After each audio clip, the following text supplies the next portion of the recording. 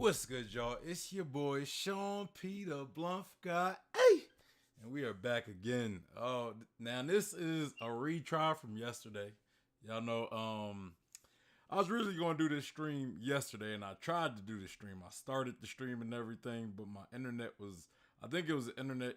It was acting weird. It was going in and out all day yesterday, so I was like, you know what? I'm not even going to stream today. So, yeah, so we're pretty much doing the stream from yesterday. Give me a second. So yesterday we was going to pretty much discuss uh, a video from Randy Troy, a YouTuber I've discussed plenty of times, right? And he was pretty much reacting to chapter 1052, right? So yeah, we're going to pretty much react to Randy Troy's reaction of 1052. We never actually got into the video because my internet was acting weird early in the stream. So yeah, so nobody missed anything from the stream, or nobody actually missed anything from Randy Troy, shall I say. So yeah, I haven't watched any of the video. It's all good. Everything's all good, and I'm happy of that at least, right? But before I get into that, first let me start off and say, like the stream, guys. Make sure you hit that like button and subscribe if you haven't subscribed. Hit that bell for notifications. Also, follow me on Instagram, Twitter, and Facebook to stay updated on any news from my channel and everything. And if you are looking for a One Piece community to be a part of, we have the Discord and we have the Facebook group. Sorry guys, I'm a little flustered right now. I was expecting something today, this morning, and it was like they showed up late as hell, right? So I kind of had to rush this stream. I had to pretty much had to rush this stream. But yeah, so we got Angel's Room in the chat. Shout out to Angel's Room. He says, "Yo, what's good with you? What's good? What up? What up? What up?" Ah, whatever. But yeah, anyway, let's talk about the chapter before we get into the video. I kind of was like when everything started, when all the internet problems started, I was pretty much recapping everything from the chapter. So yeah, we got Green Bull, right? That was probably might as well kind of start off with the biggest, I guess, reveal in the chapter was when we got the I don't want to say it was a reveal because it wasn't really a reveal. It was just him arriving, him arriving in Wano. But we kind of get a reveal of his devil fruit, where his devil fruit is. And it most of the speculation of Green Bull was I saying Red Bull? If I was saying Red Bull, I'm sorry. I feel like I was saying Red Bull.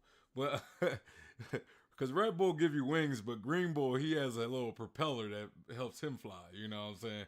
Green Bull don't need wings. He got a plant on his back. But yeah, so most of the speculation about Green Bull is he has some type of earth or plant based devil fruit, right?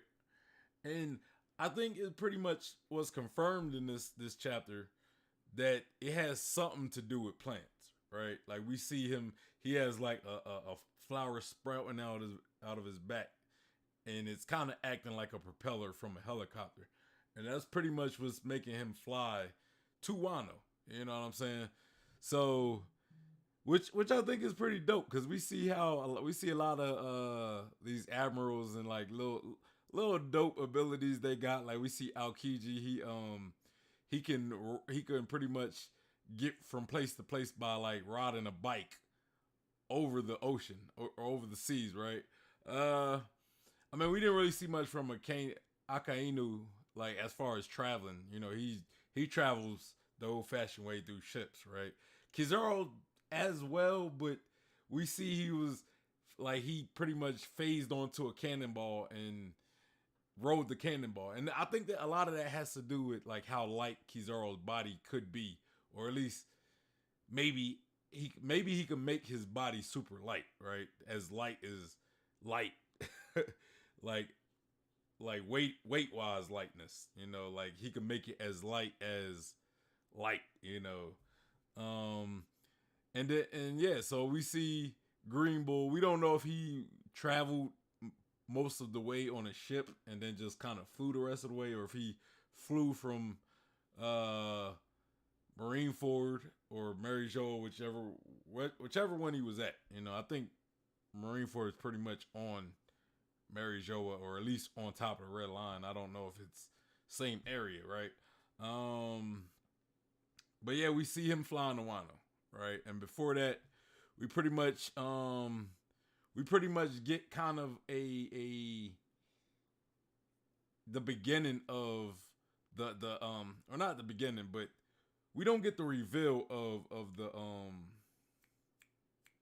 bounties. Like, we don't see the bounty posters, but we see that Apu obviously has a newspaper with the bounty poster. So I think pretty much next week or next chapter, shall I say, we can expect the reveal of both the bounties of the Supernova and the Straw Hats,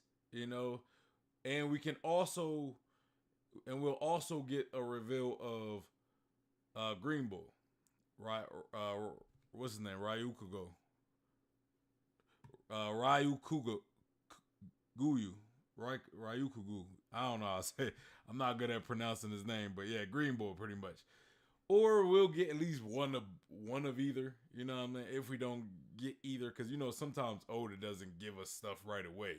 He kind of leaves us on a cliffhanger for a few chapters, right? So we don't know if, I'm expecting that we will get them next chapter, or at least in 2 chapters. At least I think we'll get at least one of them. But you never know. We can always go into like a random flashback, or I don't know. Angel says his body should be weightless from the scene. Yeah, exactly. That's kind of what I'm assuming. You know what I'm saying? But I don't know if it's a situation, when it comes to Kizaru, I don't know if it's a situation where he can make his body weightless or if it's always weightless. Because I assume it's not always weightless, because when he fighting the Supernova and he kicks Hawkins, that leg has to have some weight behind it, right? Like, in order for that kick to be effective, it has to have some weight behind it,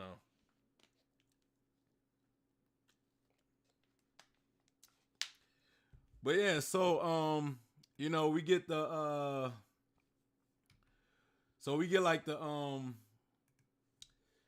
we finally get Zoro and Luffy. Pretty much they're woken up out of their being passed out. We after the battle, right? Luffy and Zoro were both passed out for a good while. And we see that they're pretty much recovering. They're eating, they're having a big old food fest, right? Like the Straw Hats do. But then they're pretty much told, hey, we're gonna have a festival. So yeah, let's Nami suggests them to take baths, right? Like, especially I want to say she asked Yamato, like, hey, Yamato, let's go take a bath before this festival. But that's when we get this scene where I guess Oda was kind of, he was catering to the the LGBT folks, right? Where we see Yamato pretty much kind of refuse the offer and says, look, I don't know what you think this is, but I'm a man here. I am Odin, right? I'm Odin here. And then we see Okiku pretty much say, hey, I'll take a bath with you, Nami. And Nami's just a little confused about that, right? Because she's like, I don't think that's how it's supposed to work, but okay, sure, whatever. And then we get the bath scene. But another thing I kind of want to point out, that the people of Wano, I guess they were told, or they believe that the Straw Hats have left Wano. Now, I don't know if that was kind of like a little into the future. I don't think so, but maybe that was a little into the future, and everything we're seeing now is a flashback. But I don't think that's the case. I think this is all current. And I think people just received the wrong information, and a lot of that I think is so so like if the world government comes back to Wano, or if there's anybody out there that's still, I guess, looking for the Straw Hats to do harm to them, it's, you know, them still being Wano is a secret just for their safety, or just so they're not messed with. I don't want to say safety, because that would be saying the Straw Hats can't protect themselves, but we know they can. You know, we know if somebody's coming for a fight, that they're gonna fight, right? But you know, I guess this was done from like maybe Momonosuke's side, right? From Momonosuke's people, to kind of keep anybody from bothering the Straw Hats. You know, that's kind of where I think that's why they lied to the citizens of Wano, so people don't bother the Straw Hats, be it just the citizens or maybe somebody looking for the Straw Hats to start something, right? Like the world government, or some beast pirates that are still around, some lingering beast pirates. And Angel said it's because his kicks was at the speed of light, and normal person would have died. I know, but even then, you still have to have weight behind it, you know? Like, cause light, if it was literally as weightless as light doesn't have any weight. So that's why we get hit in the face with light all the time, but it doesn't affect us because there's no weight behind it. You know, like we have these rays that are hitting us at the speed of light, but they don't have any weight to them, so they don't affect us. So with Kizaru, his kicks being faster than light has to also have weight behind them in order to, or they have to have some type of mass behind them in order to be effective. In order to have any impact. So yeah, they do have weight behind them. And Angel said it's not the future because they are preparing for the festival, and Momo talks about the festival. He's been preparing for Luffy when he wake up. Yeah. Yeah, I kind of figured that though. But anyway, that's pretty much let's pretty much get into this video, right? Let's get into this stream. And you guys, the link to this video will be in the description box. So y'all go to Randy Choi's channel and show him some love. Angel said, oh, I get what you mean. Yeah, that's all I'm saying. So that would really show that he kind of manipulates his mass as well. You know, Kizaru manipulates his mass because, you know, there's times where he could be probably weightless, right? And there's times where he has weight behind him, which I think that kind of plays into the idea that he does kind of control his tangibility as well. I think when those guys tried to shoot him, he could possibly have made his body weightless or weightless as light, so the bullets just go right through him. You know, because if there was some mass behind it, I think that bullet would have had more resistance. You know, like the bullet would have had more resistance. So I think in certain aspects, I think it plays to the idea that Logia, Devil Fruit users can control their phasing. Like they can actually make themselves to, you know, where you can touch them and it's like a body there and not just some element that your hand just goes through. You know what I mean? I think that plays to it to a degree as well. But yeah, let's get into this video.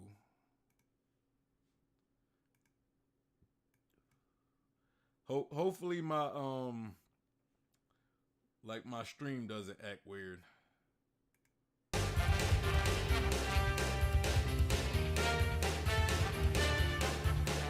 Damn, son, where'd you find this?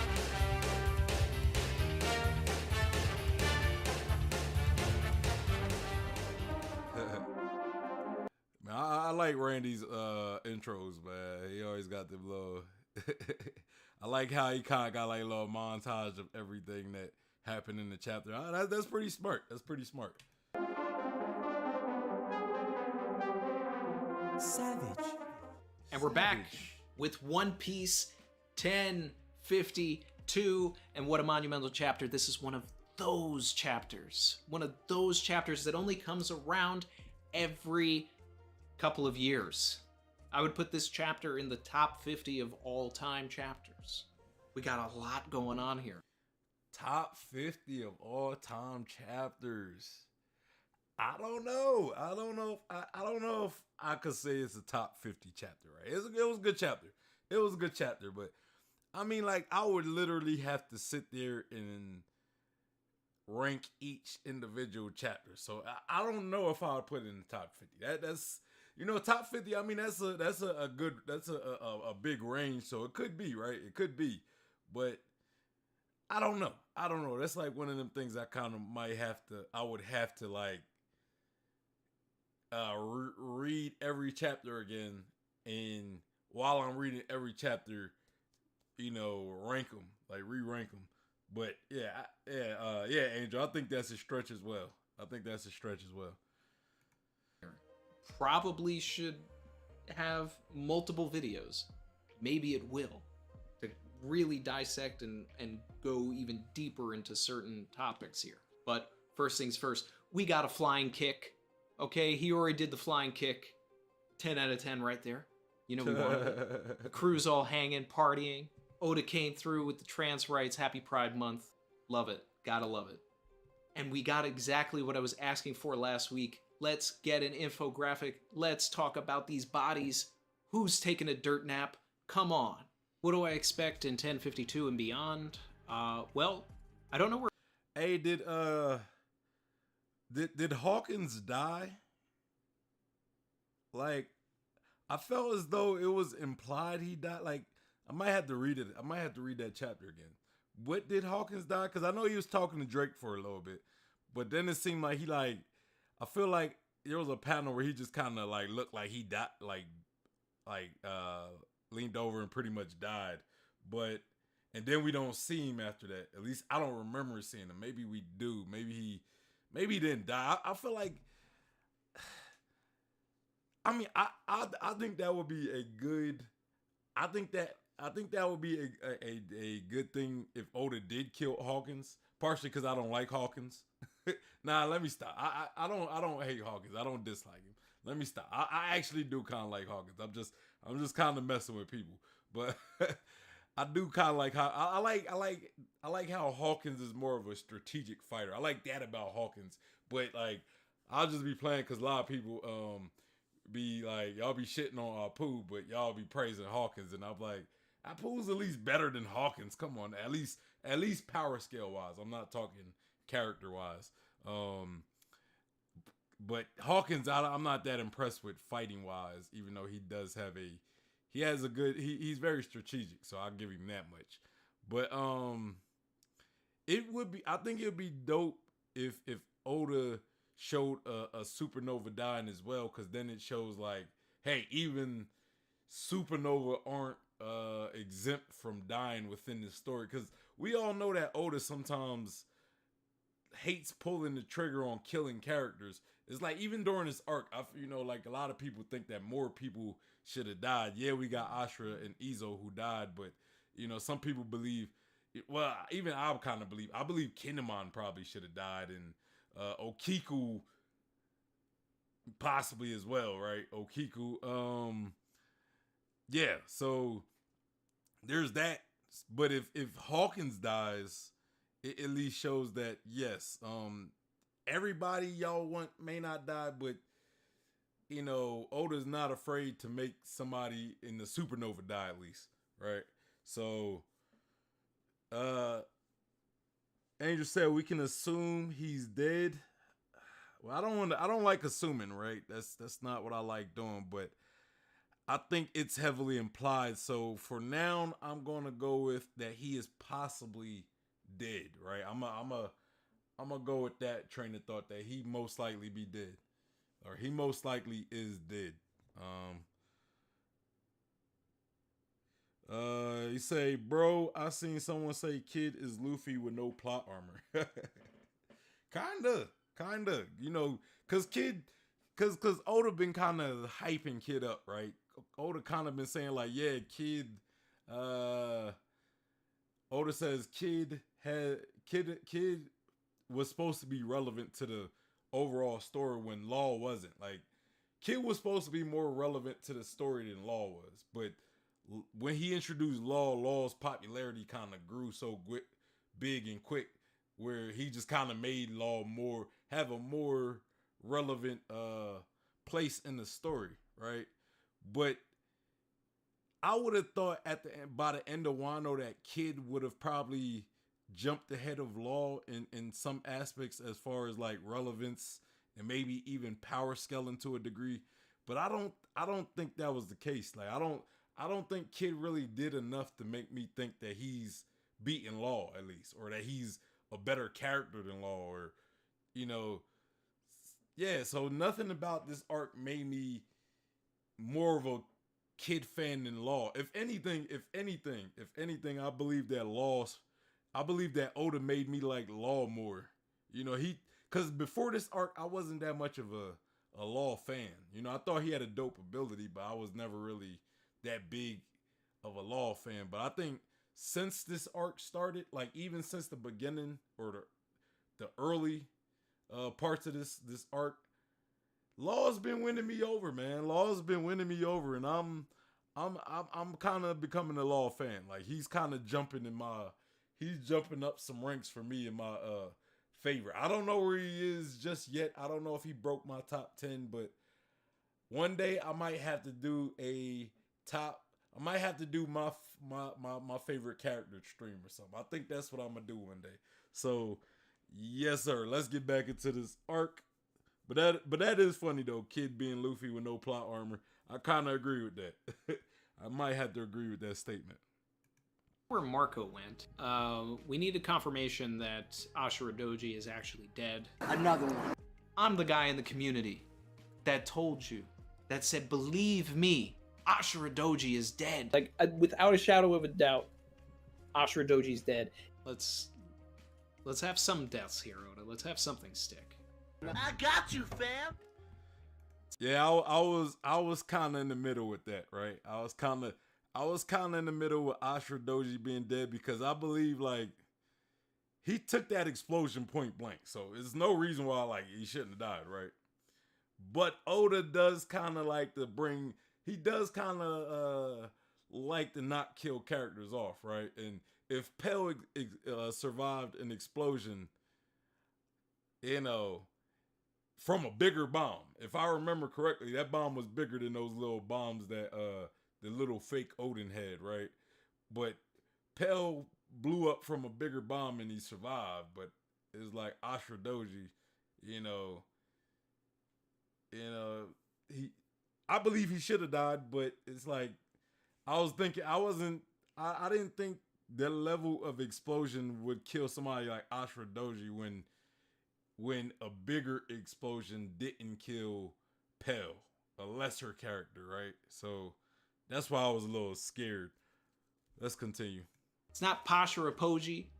The man is gone. All right? Moment of silence. He don't have that Will of P. Yeah. People didn't believe me. I got comments saying, you're wrong. Get canceled. Ashura Doji's alive.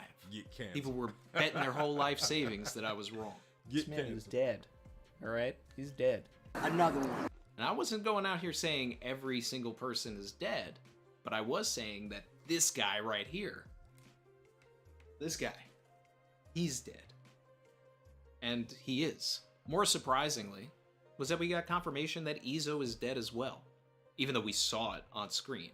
But he went out of G. He took somebody with him. Could they die? If Oda wanted to, yes. Izo has no standing threads that need to get tied up, right? Great last words, if possible, saying, hey, Kiku, you need to live on. Another one. The fact that you think Ashura Doji is dead is very interesting. And I want you to explain to me why you believe that. Now, if you want to understand why I've said for so many, I mean, I guess we could say so many years, that Ashura Doji was going to die. It comes down to a certain Japanese folklore called Shuten Doji. For more on that, you can check out my video that is linked below about the folklore of Shuten Doji, which lined up with chapter 1008, which is where Ashura Doji died. That video basically explains why I was able to predict this. Andrew said Pell only survived because of 9/11 stuff going on at the time. Yeah, I get that. I know the reason why he didn't die outside of the story, right? Outside of the series, I get why he didn't die. But if you look at it from a within the series point of view, when Pell didn't die, it kind of set a standard, right? It showed that, like,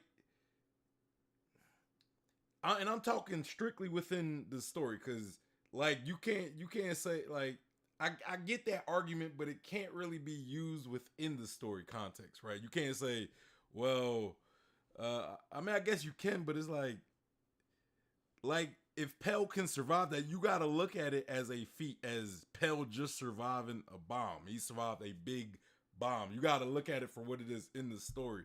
I get the context without the story, outside of the story, but you kind of got to look at it within the story, because it kind of set a standard that Pell survived the bomb. So it just, I'm just saying, if you're looking at it within the consistency of the story, you got to look at it from the point where if Pell could survive a larger, more powerful a more powerful bomb, someone who is at Ashura Doji's level of strength, you know, of power scaling level, right? He should be able to tank something that Pell could tank, right? He should be able to. That's all I'm saying. It's just not, it's not a consistent message, I guess. It's not consistent. You know what I mean?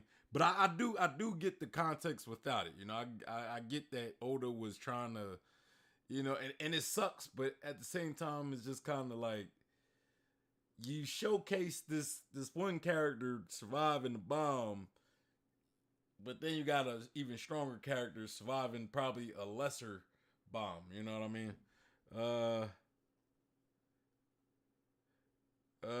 Angel said, yeah, my friend doesn't take One Piece seriously when it comes to deaths. Yeah, I mean, it's hard to take it serious sometimes. I mean, I can't be mad if people don't take take death seriously in a series when so many characters have survived like life-threatening, or they survive fatal attacks. You know, when, like, look at Pound, right? Pound survived being killed from Oven, you know. Like, it was really shown like this guy died and he survived, you know. So it's, I can't be mad at people who don't take it serious at the end of the day. I can't be mad at them. You know, it's nothing I can say when you got Oda literally like stopping people from dying for whatever reason. You know, and I get why Oda doesn't want to do it, but it still doesn't look good in many aspects when you, like, it's like how I see it. If you don't want to kill a character, don't make it look like he should be dead. Like, don't make him in a situation where it look like you killed him. You know what I'm saying? Like, don't build people's expectations of a character dying only for them to survive. You know what I'm saying? Just don't have them in that situation at the end of the day. If you don't want to kill them, don't put them in a situation where they seem like they're dead, you know. I think that's the best route to go with Oda, but for some reason he likes making us think a character is dead only to not kill the character off, and then, you know, then you can't blame people for not taking death serious in the series. You know what I mean? It's not something that I per se like always complain about or I talk about a lot, but I can get people's frustration. I understand people's frustration, especially, you know, when Oda consistently does it and people complain about it, and he still does it. You know what I mean? Like, what is it to say? You know. Angel said, "Bro, everyone in Skypiea survived. I also didn't think anyone was going to die this arc." But that's kind of sad if you don't expect people dying from a war arc. You know what I'm saying? And I do believe people died. Like me, the reason why I don't complain about it is because I do believe people die. You know, I think the people that do die are like fodder characters. So we just don't care about the people that die. But, you know, it's just Oda's real particular about killing off important or relevant characters, right? He doesn't kill relevant characters, but I do believe like fodder characters, I do believe that they die. Like when you see swordsmen cutting them and stuff, I do think they're dead for the most part. But let's continue. Now, what I like specifically about Ashura Doji and Izo dying in the first place is that their stories have a full circle arc. There is nothing that they can contribute to the rest of this arc or the looming story in the future. Izo, oh, okay, he could have gone to the final war and died there. No, Izo was finally able to protect his sister, and that's what he basically came to do. To help save Wano. Does Izo not consider himself a her? Is it just Okiku that considers herself a her? You know, does Izo? Because I kind of figured they're both similar in that aspect, to where you know they both identify as female. Even though Izo, I feel as though Izo don't really like. Just kind of telling off of Izo's character. I feel like Izo might not really. It might not be a very as big of a thing for Izo as it is Kiku, right? Because we never really see Izo address how Izo identifies, you know. So I don't know. I just kind of figured Izo did identify in that aspect.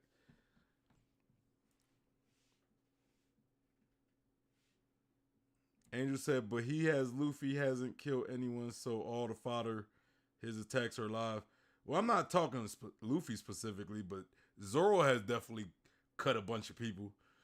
During this battle, there's been a lot of people getting sliced and diced.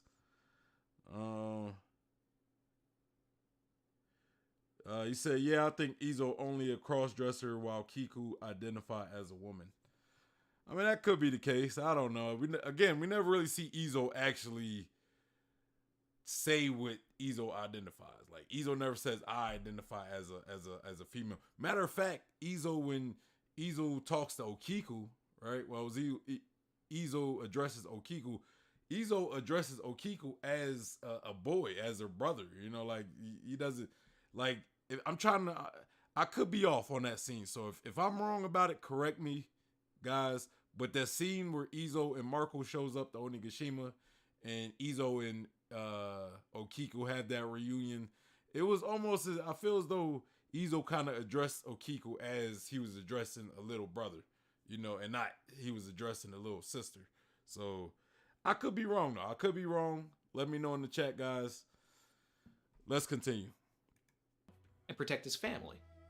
He did that. Retroactively, it makes Kiku being alive and surviving more meaningful because of Izo's sacrifice. And furthermore, to Izo being dead, right? Did he have to die? No. And my man Dizza said it best in the stream. Said if Marco got his ass off that wall, maybe Izo would be alive. I mean, Marco was just hitting that cool lean. The other chapter, just hanging out. While Izo was bleeding out. It's Marco's fault. My man Marco had the nerve to say, I've been left alone again. Hey, so question is, y'all let me know in the chat. If you're watching this later, let me know in the comments. Will Marco die in the future? Will he die in the future? Because I feel as though it may be a case of some of the Whitebeard remnants possibly dying, because most of them were, a lot of them were the key players in the Whitebeard pirates. A lot of them were dying, like they're dead or they're dying off. Right? We had Ace, then we had Whitebeard. Now we got Ezel. We had Odin, because Odin was technically a Whitebeard pirate. Thatch, even though Thatch kind of died before the whole fall of the Whitebeard pirates, but Marco's still alive. I believe Jozu's still alive. I believe Vista is still alive, but I mean, I think out of the relevant Whitebeard pirates, I think that those are the only 3 ones still alive. Marco, Jozu, Vista. You know, I mean, I'm not saying all the Whitebeard pirates are dead either. Like, there's some other characters. I'm just saying they're not as relevant, right? They're not as relevant, but they're still alive. So the question is Marco, you know, is Marco going to die? And is Vista and Jozu, are they going to die? If they're not dead already, because they could have died in the whole Blackbeard, the whole what's that? The Blackbeard pirates and Whitebeard, the Revenge War or whatever it is. So maybe they died then, you know, because he just said that Marco even said he's left alone again. So if that is the case, maybe the others are dead as well, you know. I don't know. But the Whitebeard pirates seem like they're just all being picked off one by one. So we'll just have to wait to see what's Marco's fate. I believe Marco might actually be like a continued ally of the Straw Hats. Like maybe he might join the Straw Hat fleet, right? And when there's this big war and Luffy has to call his fleet in and all his other allies to come help and fight the world government, or whoever they're going to fight, the world government and the Blackbeard pirates. And when I say that, I mean kind of in like a triple threat type of situation where you have 3 different factions all fighting each other. That could be the case, or it could just be like pirates versus the world government, you know, or Luffy's allies versus the world government. It could be something along that line. So I feel as though Marco might be there for that on Luffy's side, you know, because I think he's still like when Whitebeard's dying like order, like his last order to the Whitebeard pirates were pretty much to protect Ace's little brother, right? If I remember correctly, that was his last order. And so I believe that's partially why Marco went back to Wano. 1, to get some revenge on Kaido, you know, kind of to avenge Odin, and 2, to continue that promise to protect Luffy, right? To protect Ace's brother, you know. So I think he could potentially help Luffy become Pirate King, or at least help him out in the war, right?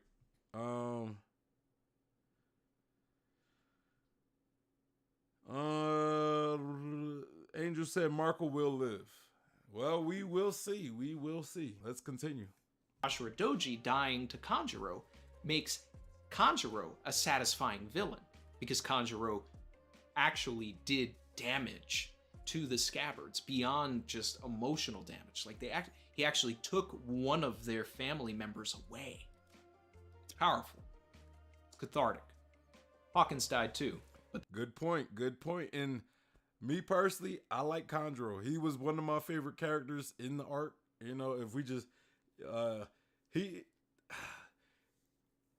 probably like Kanjuro more than I like Orochi as a villain, as like the villain, because Orochi was bad, but Kanjuro was a traitor. He was despicable, but he was also a traitor. He was with these guys for so long, only to betray them, and he killed Ashura Doji. Like Orochi, I don't even think succeeded at killing any of the Scabbards. Kanjuro at least took one of them with him.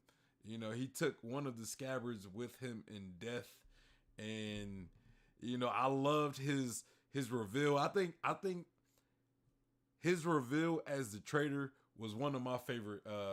It was one of my favorite moments in the arc. You know what I think I'm gonna do? I think I'm going to do a stream where we talk about best moments of Wano. And once Wano is wrapped up, like once they leave Wano, I think I'm gonna do a stream like that. I'm gonna do a best moments of Wano, maybe a best chapters of Wano. I don't know. Maybe I'll have like a panel where we pretty much talk about it. I think I might have to reread Wano for this. So yes, sir. Yes, sir. I think I will reread Wano, and we will do like a panel discussion of the best moments in Wano and the best chapters of Wano. I think those might technically be two separate streams. Best moments, best chapters. Yeah. But I like Kandro. I think Kandro had one of my favorite moments, possibly top 5. I will probably give him top 5 moments in Wano is the Kandro reveal, because I remember before that reveal, you know, it was just a whole mystery. Like, who's the traitor? Who's the traitor? Who's the traitor of the Allies? And people was talking about Rizzo. People was talking about I think some people said Kinemon would probably be it would be the least expected, which would make it the best if it happened. Some people, I guess, said Okiku. Kandro, I didn't see many people talk about Kandro. I didn't think of Kandro because to me at the time he was kind of the most forgettable Scabbard, because he was always kind of in the background. He never really stuck out. He never had any memorable fights. He seemed incompetent. He seemed all these things. But when you look at it in hindsight, that's what made him the perfect candidate as traitor. The fact that he was so forgettable, because he was so forgettable that I didn't think to put him in that situation. But he didn't do nothing. He hardly did anything to help the Alliance. So it was kind of evidence that he was the traitor, because he never really did any. He was never really any help to anybody. But that was part of him being a traitor. You know, he was actually trying to hinder the Alliance by not being helpful. You know what I'm saying? To me, it was a great reveal. It was a great reveal. There was a YouTuber that did predict it. He did predict it. I don't remember the guy's name, but there was at least one YouTuber that I seen that did predict it. And yeah, I would give him props, but I don't know his name. We got Poggy Biscuit in the building. He said, yo, brother, gonna be lurking. Hey, man, ain't nothing wrong with that, man. Just, you know, if you got anything to add, any input, make sure you do, man. Make sure you do. Angel says, I heard that there was a theory during Zoroark that Kandro was the spy. There was. I just don't know who made that theory. But shout out to them. Whoever it was, if anybody, you guys watching this stream later and y'all know the person who did it, or even if it was even if there was other people who did it, in the comments, tag the video. Like, put the video in the comments of the theories that guessed that Kandro was right, or you can at least give me a name of a YouTuber who guessed it. One or the other. Let's get back to the video. But that man's a bum. Savage. Moving on. Nah, I'll take a second to talk about Hawkins too. So this man didn't want to crawl back to Kid so bad that he basically fought on the losing side, even though he knew they were going to lose. He must have looked at the cards and said, the shadow of death is cast upon me right now. I'm the 1% man. So does that mean he has a 1% chance of survival? I mean, I guess. That man's dead, and he's always been a bum. Hey, Troy called him a bum. I'm kind of mixed on how I feel about Hawkins. I mean, like I said, I like guys that are strategic fighters. So that's one trait I do like about him, but I don't love him as a character. you know, outside of just kind of his craftiness. But yeah, Poggy says, so do we think Hawkins died? I believe so, but I don't know. I don't know. Angel, I think, believes that he died. I believe that he died. I guess it was kind of the fact that he said he had 1% chance of living, and then he kind of like last we seen it looked like he was just like that was the last we was gonna see of him. So I don't know. You know, Oda likes to make us think that a character is dead or is going to die, and then he sits here and be like, nah, I was just joking. He's not dead. So with Oda, I never know. You know, I don't even, when it comes to deaths, I don't like to sit here and like I was always not on the fence. I was a firm believer that Pedro did die, and I was right about that.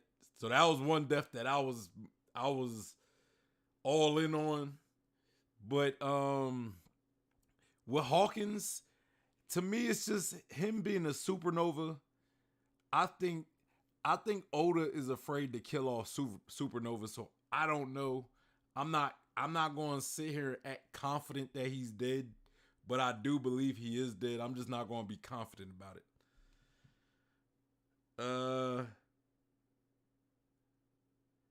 Angel said, I don't really care about it. Just good to see a worse gen lose their life. But that's the big question though. Is he dead? You know what I mean? I get you don't care if Hawkins is dead, but we don't know if he's dead for sure. You know? Cause you might say that now, but if Oda if we see Hawkins later in the arc, you know what I'm saying? Don't say I didn't tell you. Poggy said a lot of people were saying how Drake got left by the others, but I think it's interesting that both Drake and Hawkins were left, which is kind of the price for their disloyalty. I don't. I don't know. I don't know what's left for Drake, man. I don't know if Drake is going to be looked at as an enemy or if he's just going to kind of leave while everybody don't notice and people just don't even care, you know. So yeah, you know, because he could show up at the festival and be like, hey, what's up, Luffy? And they be like, so here's the thing, I'm part of it. You know, I don't know. But, you know, is Drake really disloyal, or is he just, because he was a spy, so it's like he's not really meant to be loyal, you know, like he's loyal to the Marines. He's just not loyal to Kaido, you know. Let's continue. But yeah, he still is disloyal though, so let's go.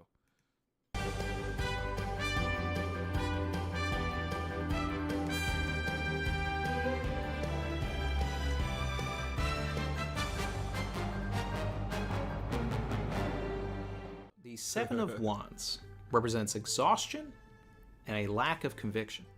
Now, Judgment Reversed is all about self-doubt, right? And this is, in my opinion, Oda looking directly at Hawkins and saying, hey, Hawkins, you're a bum. You know you're a bum. Now is the time for you to reflect on your bumminess, okay? And when you wake up, maybe you'll choose the right side to be on. But that's a testament to Oda being a good writer, that he was able to make a character so unlikable that it worked. And now he's gone. Do I feel bad? Hawkins. No. Savage. Also, you know what? Big shout out to Killer for living up to his name. My man really is a killer. Savage. Man, it feels good. Hey, man, y'all gonna put some respect on Killer name, man. Y'all gonna put some respect on Killer, bro. and you know something? You know what's funny? I would probably say Killer probably did more in this arc than Kid did. You know, I know Kid defeated Big Mom with Law's help. He defeated Big Mom with Law's help, right? So it's not like Kid doesn't really have any one-on-one victories in the series so far that we've seen. Maybe I'm wrong. Let me know in the chat one victory that Kid has with a character of relevance, not just like some fodder character, like a character with some actual relevance. Let me know where Kid beat somebody one-on-one with relevance, right? Where Killer got a 1v1 victory in this arc. So Killer out here looking better than his captain. I'm just saying.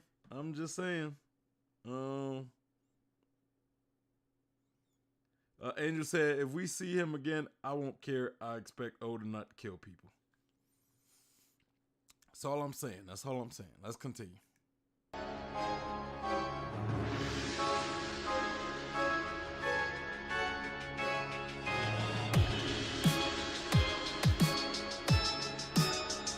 Will we get more bodies? Probably. At the end of the shrine scene, Kinemon was talking about how he wouldn't be able to handle it if any more of the heroes were to fall. There's still some government ships out there and an admiral on the way, right? So,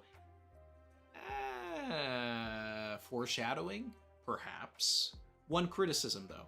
Kiku should have been in that scene with Kinemon and Kawamatsu. Let's see Kiku mourn Izo. Let's have that moment, right? Because we've basically skipped over that. And then Kiku's just, taking a bath. I think that it's very possible that we may jump backwards a little bit in 1053 or later on, and then just get like a couple of days before. We see things like Kiku mourning for Izo, Kinemon meeting with Otsuru, right? Because I don't think he's been waiting 7 days to see his wife. It's just not happening. Robin. Right. I completely forgot about that plot point. I completely forgot about Kinemon and his wife. Yeah, like, why haven't we got any reunion with that? I'm not saying I like care about that plot point. Like, because a lot of y'all say, oh, I don't care about Osoro meeting Kinemon. That's not important. It's not important. But it was still a plot. It was still a plot point that Oda addressed, and I'm big on closing plot points, right? Like, not like leaving the plot open and never touching it again. I'm big on closing plot points at the end of the day. So I'm not saying I want a chapter of them reuniting. Just let me see. Let's just have him meet his wife so Kinemon can fulfill that promise to Otsuru, right? So I just think that would be smart story-wise, right?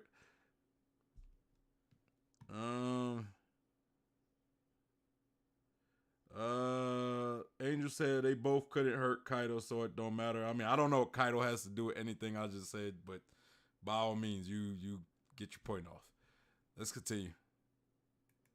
Doing some archaeology work. We need that kind of stuff. Talking about but Killer and we Kid, jump straight to Luffy not Kaido. and what Kaido Zoro got to do with waking Killer up, and Kid? We have this great party and everything is great. Let's get into all of this stuff. I've basically only talked about like 2 scenes in this. This is a massive chapter. I can't wait to talk about everything else. Let's get into it.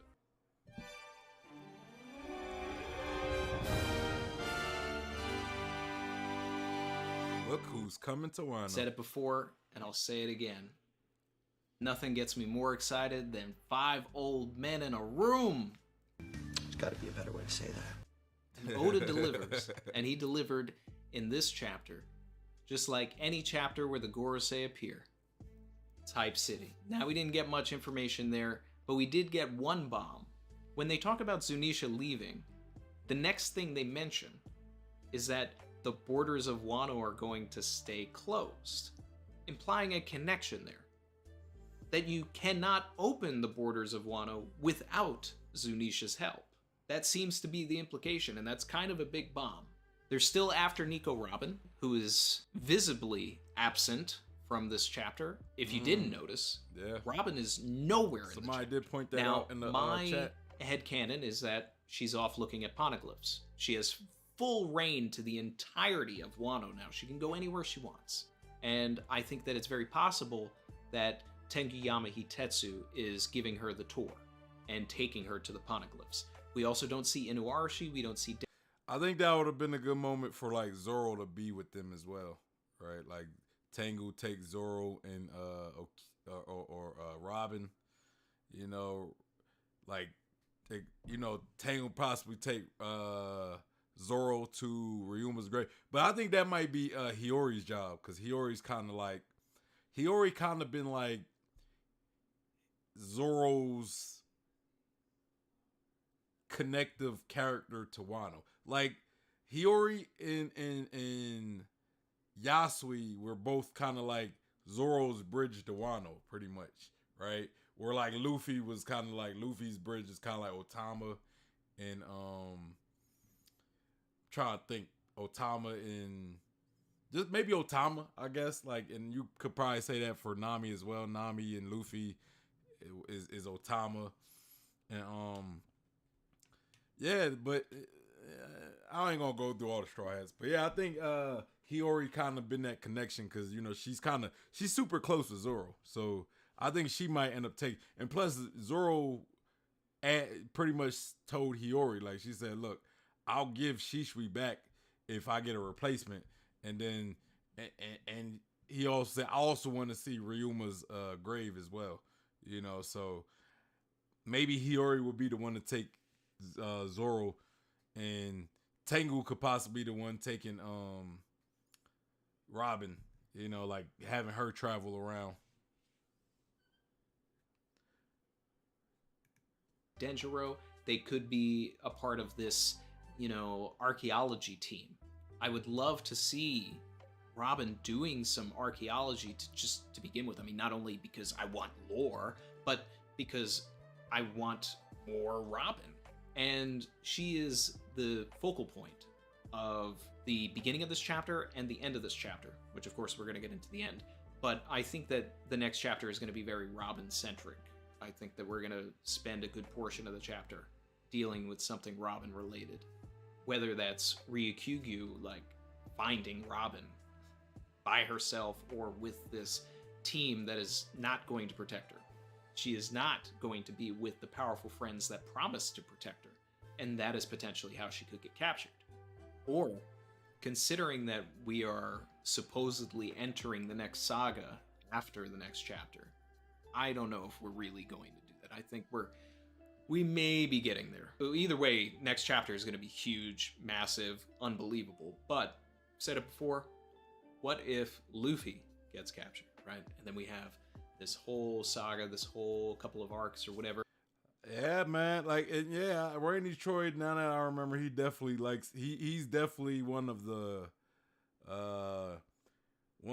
people I've seen really push this idea of Luffy getting captured. And I personally, I would like that, right? I don't know if that's happening. I don't know if I believe that's going to happen, you know, but I'm definitely not against it if it does happen. Like if it happens, I'm not going to sit here and say, man, I'm not going to argue against that thought, because I think that would be a unique element to add to the story, you know, because for one, I think Kaido winning at the end of Wano would have been a unique element, but since he didn't, I just think the story needs something to kind of shake things up, right?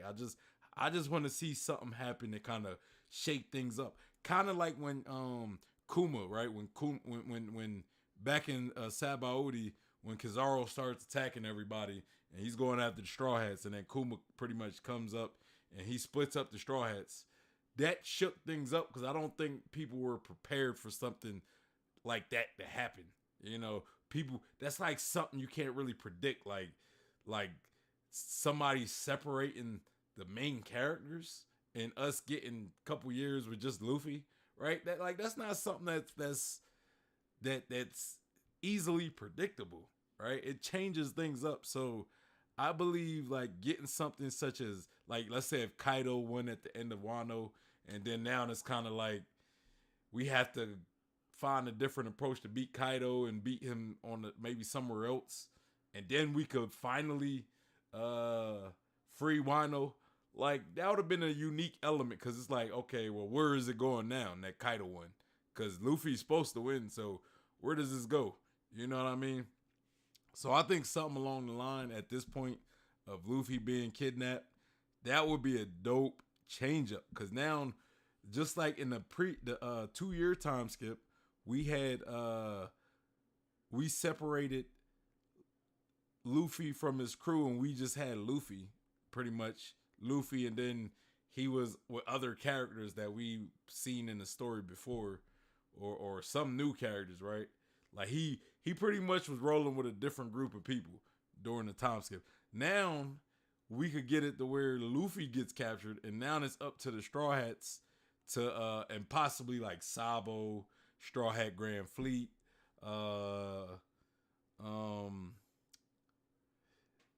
yeah, maybe like some people like Marco, some other characters. It's up to them to go save the revolutionaries too, them to go save Luffy, right? You could have Sabo be like the main character of this arc, where he's kind of like filling in.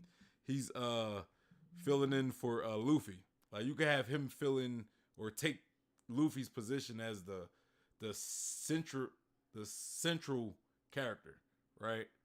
And yeah, I think that'd be dope. Have like a arc where Luffy's not there as much. Like I'm not saying don't have Luffy in the arc at all, but you know, he's not the one on the mission, you know.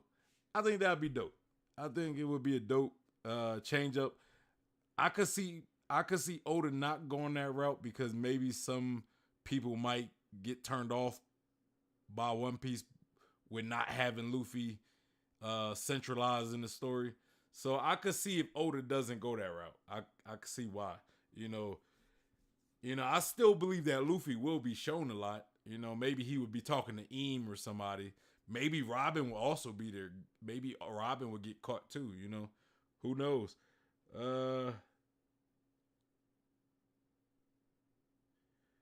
Angel said Ruma Grave was the only reason Zoro agreed. Yeah. So if that's the case, that means that we have to see. That means we have to get a scene with where Zoro goes sees Ryuma's grave. About getting Luffy back, and we just focus on the crew. I don't think Oda's got the balls to do it, but man, would I love it, because I just need the crew. The same thing. I just need them. Spend a lot of time with Luffy. He's the main character. But we've been split up so much. And here I am saying, well, let's split up even more, but do it differently. Yeah. The world government ships. But I'm not against it though. I'm not against it because we've been split up, but we've been split up like 3 times, right? Like they're pretty much been split up 3 times, and each time Luffy was always there. So if Oda is going to split them up again, this should be one where we still have all the crew together, but you're just pretty much splitting Luffy from the crew. You know what I'm saying? But in a way where we see the crew a lot more than we see Luffy. Are still outside of Wano, which is awesome because that poses a problem. We're getting tragedy, right? What have I been saying for years? Wano is not going to end until we've had a Kuma that arrives at the end of the arc. And what has happened? Kaido, Big Mom are down, and here we are. Ryukyugyu is going to be our Kuma. Ryukyu. And it looks like Ryukyugyu's got the plant fruit. We've all been theorizing that for years. And we were right. So another one that's a collective community W. Another one. Our boy eats by photosynthesis. We've been talking about that since the Reverie. Everybody's been talking about that. That one was a layup. DFD over on. Yeah, Oda gave that one to us, man. Oda gave us that layup. I don't think that's a theory that he was really too concerned with hiding from the audience. Because when you think about it, and you look at his name, Green Bull, you look at the name Green, and every admiral, like, they have colors associated with them, but then their abilities are also kind of associated with their color. Like, Akainu is red, but he has magma, which is always portrayed as red, right? Kizaru is yellow, and his light beams are usually yellow as well. You know what I mean? Aokiji is ice. When we look at like ice and water, it's usually portrayed as blue. You know what I mean? So yeah, I think him being green, it's not many different super OP abilities that you could really kind of match with green, I guess. other than like plants, right? Like plants, because it's kind of elemental. Like if we're going by the theme of the admiral themes of having like abilities that are associated with elements or like just forces of nature. When we got like Kizaru is associated with light, the element of light. Akainu is associated with the element of magma or fire to a degree. Hot earth, I guess. Fiery earth. Or Aokiji, ice. Fujitara is gravity, which is more of a force and not an element. But yeah, and then you got Green Bull, plant, right? Plants, green. When we talk about going green and recycling and stuff, like green is always associated with plant, you know. Like even in like our society, you know, we talk about going green or having a green thumb.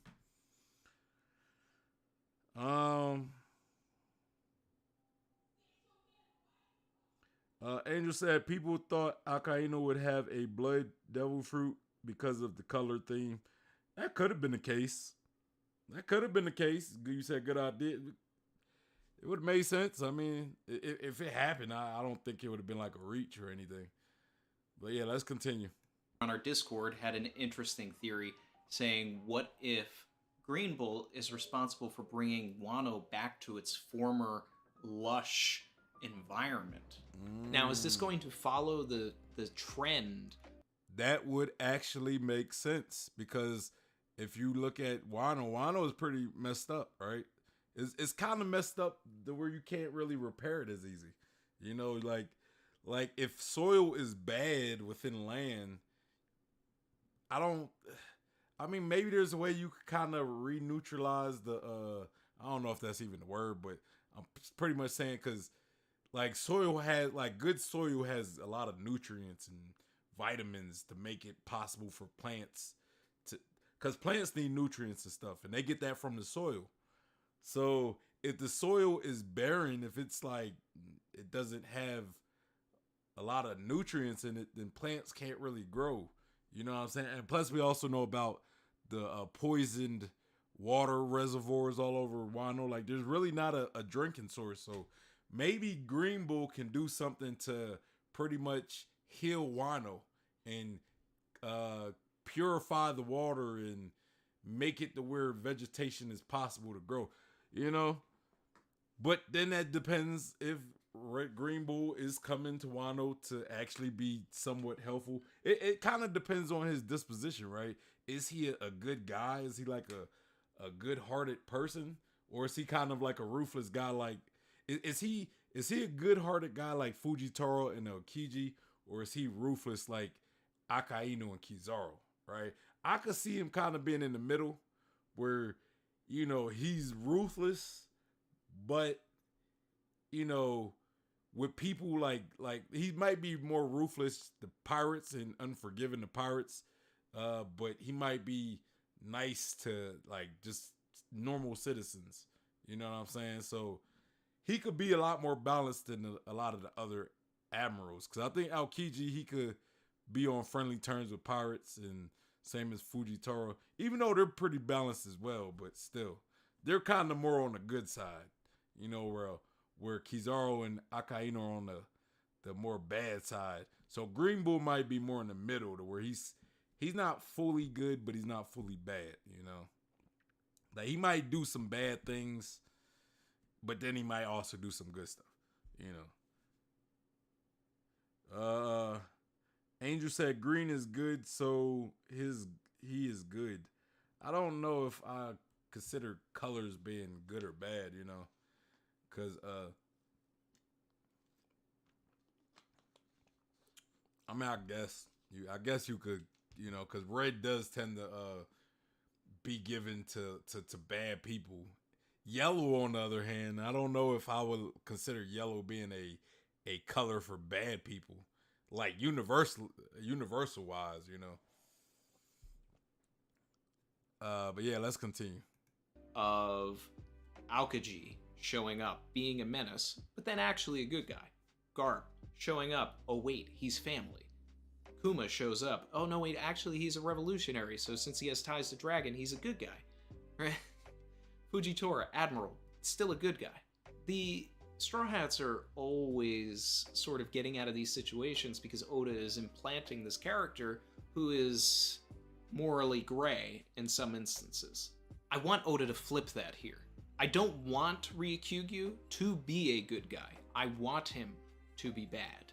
I want a threat. I want a good fight. I want something to happen that pushes us to the end of this story.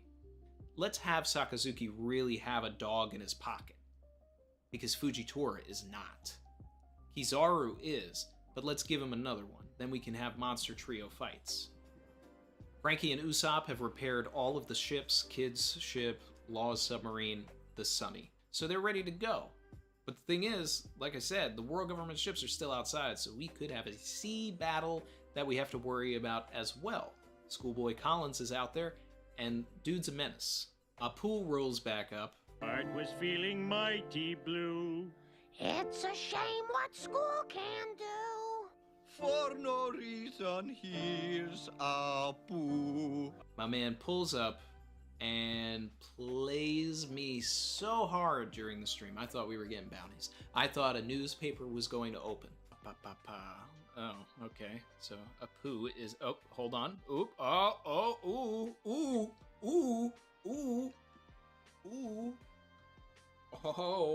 Oh, big news? Big news? Big news? Yeah, we ain't getting no Big bounties, news? man. Oh. We ain't getting no bounties. How many times am I gonna hit the Banderas? Oda played us. How many times am I gonna hit the Banderas? It's bounty time. It's bounty time. Oda Congratulations. played us. You played yourself. I was wrong. I got hype. I was saying during the stream, I was like, Oda, don't do it. Don't do the thing where you just tease it and then you don't show us anything until the next chapter or a couple of chapters later. But Oda did exactly that. You know why? Because he's Oda. I got you, fam. This is still in play, but this is about to get retired. We're gonna have to put a new bounty on there. Where's he gonna go? Kaido and Big Mom at 8 billion collectively. What's Luffy gonna get after this? I don't think he's gonna go higher than Blackbeard, unless Blackbeard also has a higher bounty. What has he been doing during... I could see Luffy getting like 4 billion, right? And the reason why I say 4 billion, I don't think it's gonna be. And I know he beat Kaido. I get it, but I don't think he's gonna get off the rip as high a bounty as Kaido or higher because he beat him. You know what I'm saying? Like, I believe that he will get one that puts him in the same lead as Kaido and Big Mom, but he just hasn't been there long enough. I don't think they just say, I don't think they give bounties like, well, you beat this guy, so we're gonna give you a higher bounty than this guy. It's a lot that goes into giving bounties, right? It's a lot to giving a character a certain bounty. It's not just how strong you are and who you beat. You know, now that might play a part, though. They say, well, you know, that might play a part, but it's also how much trouble you cause through time and everything, and how dangerous you are. You know, now Luffy, we know he is dangerous. He has a Nika fruit. I think the Nika fruit is going to help. You know, it's going to help. You know, like I could see him still having a higher bounty than Kid and Law, strictly because of that Nika fruit. But I think Kid and Law and Luffy are probably roughly going to have around the same level of bounty, you know? During the Wano arc. Our boy could be, you know, he could be up there now. Who knows? Luffy catches up, gets past Blackbeard, right? But then we see at the end of that chapter or whatever that Blackbeard did something crazy, and now he's at 4 billion, and Luffy's at, you know, I don't know, 3 or something. So that we're reading it, we're like, oh man, he's above Blackbeard. But no. Blackbeard's always a step ahead Luffy, right? So hey, this is Blackbeard's bounty now. He's in the 4 billion range. So they've announced the new emperors. Are they still? Bro, I could see Blackbeard when he get his bounty. When he gets a new bounty, I could see him possibly being like up there with Roger and Whitebeard with bounties. Like for real. And Blackbeard is another example of why I, you know, Like Blackbeard didn't jump past Whitebeard with bounties, and he killed. He literally, even though he didn't beat, like Whitebeard was tired at that time, so that might also be a factor as well. The fact that he more so killed a weakened man, but yeah, like his bounty didn't just jump past Whitebeard or jump past Kaido and Big Mom's just because he finished off Kaido or Whitebeard. So yeah, but I do think that Blackbeard by the end of the series, I think he might potentially pass Whitebeard and possibly Roger. Possibly. I don't know. I'm not going to say he's going to pass Roger, but I think he might at least catch up to Whitebeard. You know, him and Luffy, I think may potentially have their bounties might be just as high or even higher than Whitebeard and Rogers by the end of the series. You know, y'all could quote me on that. Angel said tolerate is a better word for Aokiji because we saw how he was at Marineford. Yeah, let's continue. Still going to keep 5. Is it going to be Shanks, Luffy, Blackbeard, Law, and Kid? Or is Kid just asked out, right? Or is it going to be Buggy? He's got territory, right? We were talking about that during the stream. Maybe the world government is filing Law and Kid under Luffy as subordinates, as Yonko commanders. That'd be hilarious. Just saying. The kids of Wano are all told that they need to revive. Yeah, y'all know how I feel about the whole Yonko, like people becoming Yonko thing. So I don't even want to beat that bush anymore. But y'all know how I feel. Their history, because as Doflamingo said during Marineford, history is written by the winners, right? And I mean that's just the same in real life. Okay, there's a lot of lies in textbooks. There's a lot of lies on the internet. There are games of telephone being played across time.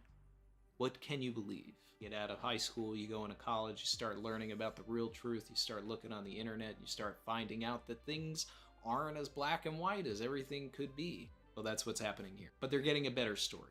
Instead of learning about the great, powerful Orochi, they're learning about Odin, who was great and powerful, albeit partly responsible for the downfall of Wano. He could have done more. Could have done more. He really could have.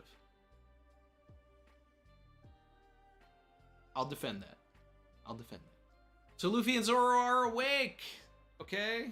What happened with that whole Grim Reaper business? I mean, Zoro did say that he came back from hell to personally kill Sanji. That was his whole motivation for coming back. Still feel like we need, some information on that as well. And I hope we get more information on that than we ever did for Nothing Happened. One of the best moments of the series, and it's still kind of a mystery. I loved how they didn't recognize Momonosuke. I was dying. I love it. Of course, Oda had to Oda, and like many people expected, Momonosuke jumped right into Nami's breasts and got a big old slap, reminding us that he's still 8 years old, right? But that ain't gonna fly no more, man. Flying. It didn't fly 10 years ago, and it's not flying now. So it seems Jinbei is coming around on Yamato. They held a vigil, which meant that they did not eat anything until Luffy and Zoro woke up. It's sweet. In the stream, it was mentioned, what if this has a tie to Ryokyugyu, and that his fasting is a vigil as well? Because a lot of people are suggesting that Ryokyugyu has some sort of a tie to Wano, and potentially a tie to Zoro. I think Ushimaru is dead. I don't know if the timeline works out for Ushimaru to be Green Bull's father, making Ushimaru Zoro's grandfather. All Oda said was that Ushimaru was not Zoro's dad. Never said anything about him not being his grandfather, though. There could be something to that theory, but I'm leaning more towards no right now. So we get our typical... You know what's funny, though? You know what's funny? You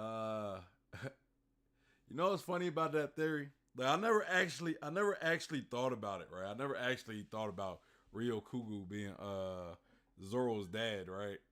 But and it's not even. I never looked at him being like a part of the Shimotsuki clan either.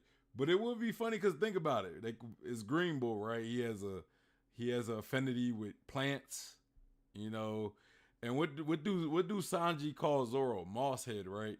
Because his hair is green. So is that kind of a foreshadow of Zoro being connected with Green Bull? I'm not saying it is. That's not my theory. I'm not about to sit here and argue that. But I'm just saying that'd be pretty interesting if Mosshead end up being the son or the grandson of Zoro or Ryukugu. Angel said, I'm going to be telling a lot of stories then. Adam says, didn't think I'd make this in time. I'm starting to think this might not be the best time to stream. You know? Like maybe I might have to do it an hour later or something. I don't know. I don't know. It's kind of looking like this might not be the best time to stream for you guys. Let's continue. Typical end of an arc bat scene, you know, it's happened plenty of times. Gave me Alabasta vibes. Now, I'm not particularly a fan of these bat scenes. I think it's gratuitous. I think it's unnecessary. But some people love them. But I will say that for me, this is the best one in the entire series because it actually means something. It stands for something.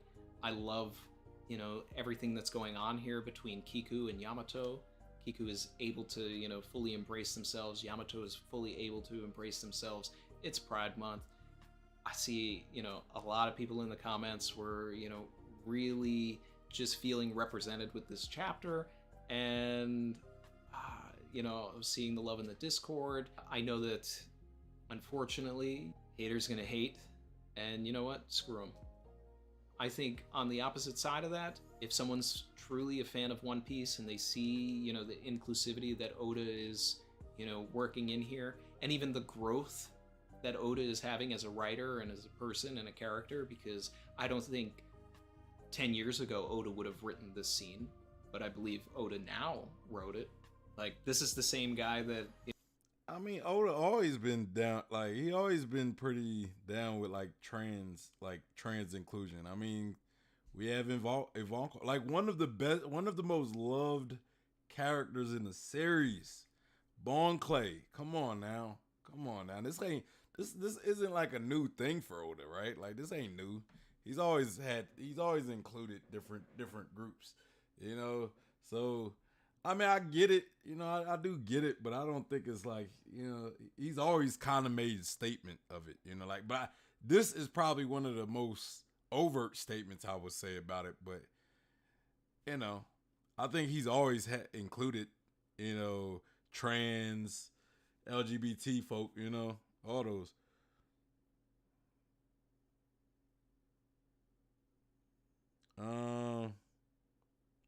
Adam says, my schedule is always crazy to work around. I am not the one to base the timing on. Angels, I know, but I'm just saying, it's just, you know, like, I think a lot of people might not be make these. Where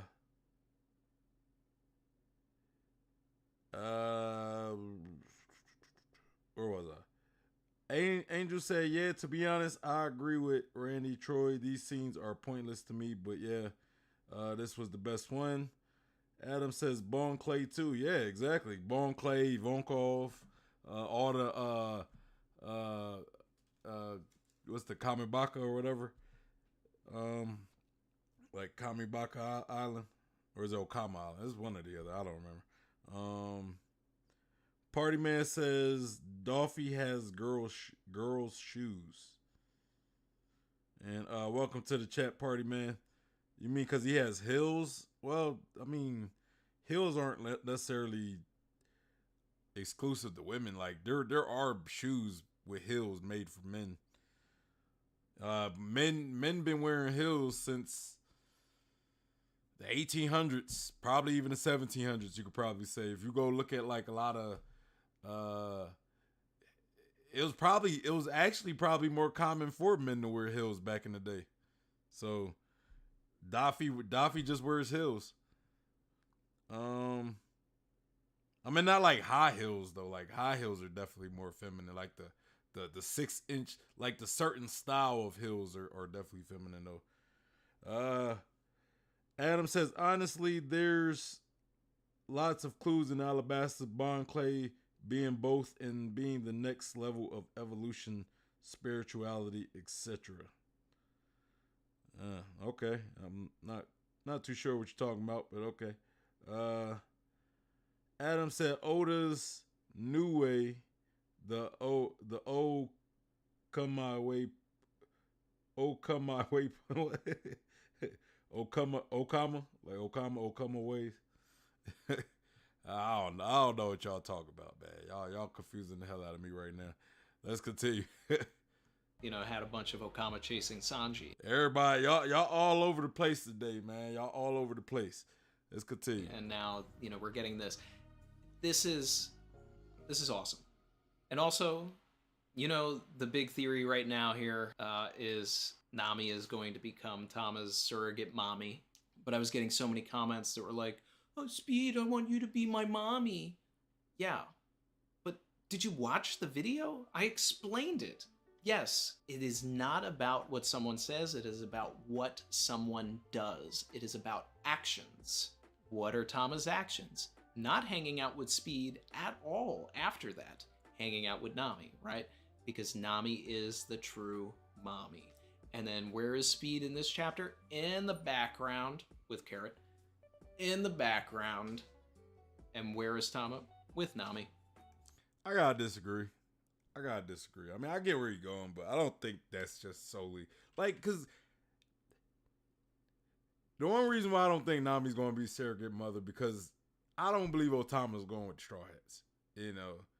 And what is Nami just going to be an absentee mother? Is she just supposed to take that position as Otama's mom and then go off on a journey and then leave Otama to be taking care of Speed? Like, come on. Like, I don't believe. Now, I guess if Otama does go to Straw Hats, which I personally don't believe she is, you know, I guess that could be the case. But I think she's staying in Wano. And I think she's going to be with Speed, who will probably stay in Wano as well. You know, now if you want to say Nami could come back and be around Otama, maybe, but, you know, at the end of the day, when Nami and the Straw Hat leaves, Speed is going to be the one that's going to be there at the end of the day. So, I mean, that's not really an argument. I'm not really sitting here trying to argue is Otama going to be with Speed or not.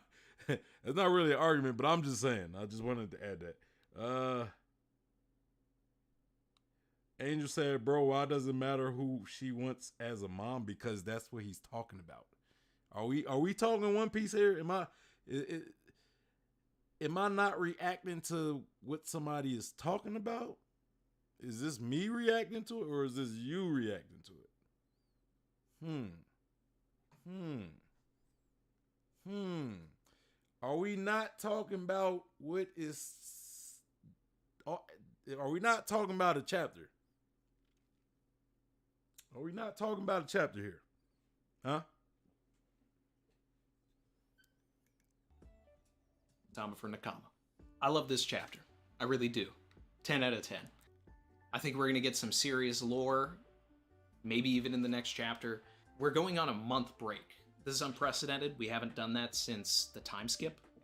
And, whew, man, it's gonna be rough. It's gonna be rough. But I think Oda is going to leave us with enough information to really chew on for an entire month. And if that means that the newspaper is going to open up, boy, oh boy, we will have stuff to talk about.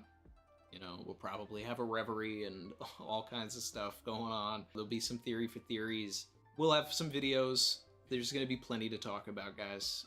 Even though I'm dreading not having chapters, I'm excited for all of the discussion that's going to come out from the community. And I know that 1053 is going to be a monumental chapter. It's going to be a banger. It's... oh, man. Yeah. Let's open that newspaper, all right? And let's get some Robin action specifically. Just want to thank our members. Shout out to Emmanuel Blue for joining. Shout out to Mariko and Arari for rejoining. Appreciate you guys. Appreciate everybody. Man. Wano's ending. It's there's still a lot of things that could happen. There's still other factions. You know, what's up with Blackbeard? What's up with the Revolutionaries? What's up with Shanks? What's up with Vegapunk? A lot of ties there. Still want to see Vegapunk. But we're getting that Kuma, all right? I want Ryukyu to be a bad guy. Bro, all right, I'm everybody. with it. I'll I'm catch you with that. later. I'm Like, definitely comment, with and it. subscribe if Definitely you're feeling the vibe, all right? I'm definitely with that. I'm definitely with that. Bro, Adam says, and I just meant like I think Oda likes Bruce Lee a lot, and being like water fluid to come to time changing is what Oda is maybe showing with the Okama stuff in some way. I mean, I guess I've never really looked at it like that, but it could be this case. Angel says, no, I'm just saying, I'm saying, why do people care so much about his idea? I didn't mean disrespect. I'm just saying he's talking about One Piece, right? Like we talking about One Piece, you know? Is he not talking about One Piece? You know, I mean that was just something of note worthy to that's something noteworthy of to talk about, right? Because it was kind of played out in the chapter, so a lot of people just talk about what's in the chapter. You know, some people care about it more than some others. You know what I'm saying? Like, can't be mad that people care about it. That's all I'm saying. Some people care. There's some stuff, some aspects that people care about in the series that I don't personally like think about as often. You know what I'm saying? But it's fine. It's all good, man. Like, that's all I'm saying. Some people care about it. You know, some people like relationships. They like focusing on relationship stuff. I'm not one of those. Like, when people talk about ships, I talk about it every once in a while. I don't like to focus on it, but I talk about it every once in a while. But I don't like to sit here and be like, oh man, is Nami gonna be with Sanji or Zoro? Like, I'm not gonna be like that. Come on now, but like, yeah, I might talk about Boa and Luffy, or you know, or some things that I feel as though was just obvious that could happen at the end of it. You know, because I could see some people being in relationships by the end of it. But you know, you gotta let people talk about what they want to talk about, man. You know, I try to like touch anything that's of note in any chapter, right? And like I wasn't going to sit here and talk about it all day, but you know, he was talking about it, so I just kind of said something about it, and he didn't even focus on it too much, right? He just kind of talked about it for like a minute, and then he moved on, you know.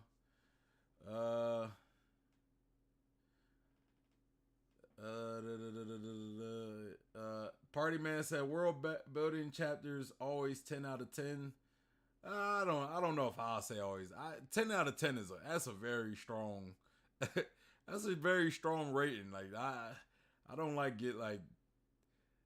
give many chapters 10s out of 10s, you know, but I do love world building chapters, so I agree in that aspect. I think world building chapters are always wonderful.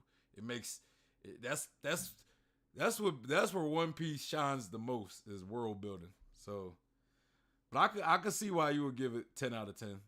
Angel said, no, I'm talking about how he pointed out he was getting hate for saying that. Oh, well, yeah, but it's like, I don't get why anybody would hate somebody for talking about what they want to talk about. Like, you know, like he created a platform where, you know, he talks about One Piece however he wants to talk about it, right? So if he wants to talk about certain stuff in the story, in the chapter, you know, he should be able to talk about it without people saying, why do you want to talk about this? You know what I'm saying? It's like, bro, it's his channel, you know, like he can talk about that, you know what I mean?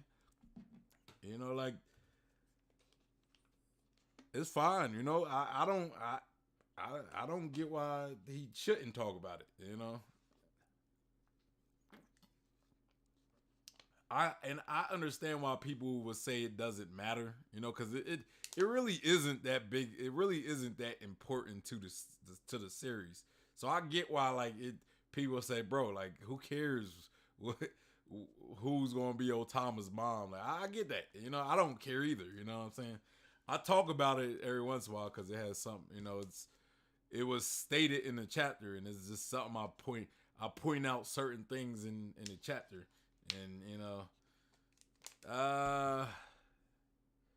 Adam says, I respect the view on the 10 out of 10 review. I agree that and Pete get thrown around too much.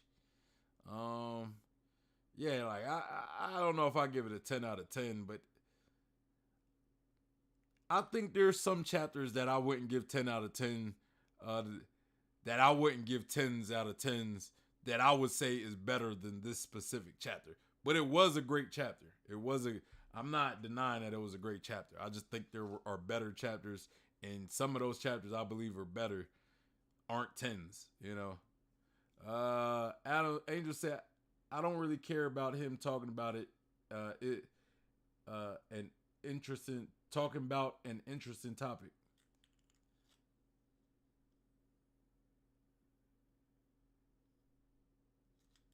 Yeah. Adam says, more importantly, since Otama was found, I really want to know if her dad is in Wano. He might have got killed or something. You know, like her parents probably dead, I would think. Angel said One Piece got a few 10 out of 10 chapters. And I'm not saying there's no 10 out of 10 chapters. I'm just saying that's super rare. Like it really has to be there's just a lot of factors that has to hit for me to give a chapter a 10 out of, like, Oda has to pretty much hit like almost every single thing perfectly. You know, he got to hit a little world building and it has to be perfect. A little, maybe some action, right? Has to be perfect.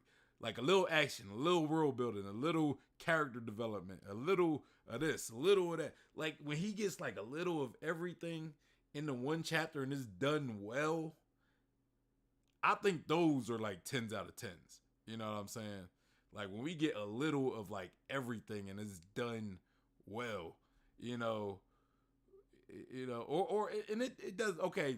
It don't always have to have action, you know. Sometimes when he just give us something that we want, that we've been waiting, that could be enough to give us 10. Like me, I would probably say like the chapter where we get the bounties of the Yonko and Roger. That might have been, I don't know. I don't know what I give that. But that was like, I could see why people get at a 10 out of 10. You know what I'm saying? Because it's like, bro, we got the bounties of Roger, Whitebeard, Kaido, Big Mom, you know what I'm saying? Like, all Blackbeard, Shanks. Like, come on, bro. Like, that's just hype. Like, when we get chapters that's just pure hype overload, yeah, 10 out of 10. You know what I'm saying? To me, this chapter didn't give me pure hype overload, and it didn't hit every nail, you know. It didn't give us like a little action, a little character development, a little of this, a little of everything, you know what I'm saying? So if I could get at least one of those, like a chapter where it's just hype, overload, or a little of everything, then I might give it a 10 out of 10. Like, I want to say Nika, like that whole Nika thing, hype overload right there. Hype overload, you know? This chapter to me just it's not a 10 out of 10, you know. I don't even know if I give it like a 9 out of 10, maybe like an 8.5 or something. You know, I know y'all might hate me for that, but you know, I think the end was hype as hell. But if you look at everything previously before then, you know, it was cool, it was good, it was great, you know, it was good and everything. But it just from like, for a chapter to be 10 out of 10, I need like from the very beginning, I need my mind like blown from beginning to end. You know what I'm saying? I need to be hyped from beginning to end. If you know, for me to give it a 10 out of 10. I wasn't feeling like that. I was hyped at the end though, don't get me wrong. You know.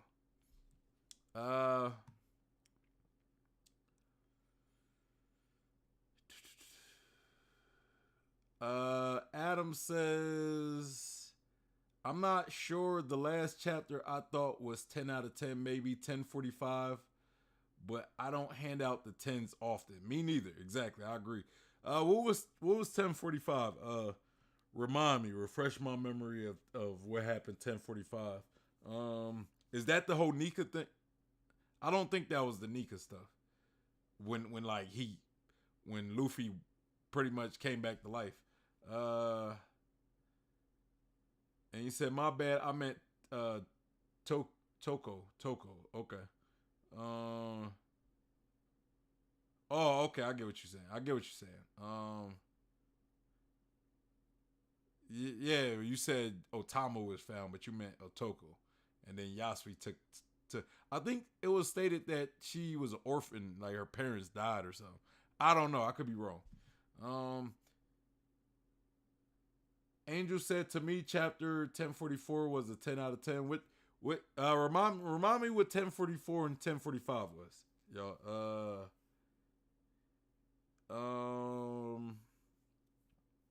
Adam says, I agree, 966 was a 10 out of 10. Remind me what that was. Y'all shouting these chapters out. Y'all gotta remind me what happened in the chapter so I could remember. I don't got the best of memories right here. You know, I got that old man memory. And you say I'll give it a 7 out of 10. Yeah, I would probably do like an 8, 7. I would say I like it better than the chapters of Kaido being defeated because, you know, the fact that we didn't get no hockey or no devil fruit awakening stuff from Kaido, or we didn't get a flashback and he was just defeated. To me, that just kind of messed them chapters up, and I gave those like a 7.5, I think, or 7, one or the other. I gave those chapters, and I would say this chapter is at least better than those chapters because, you know.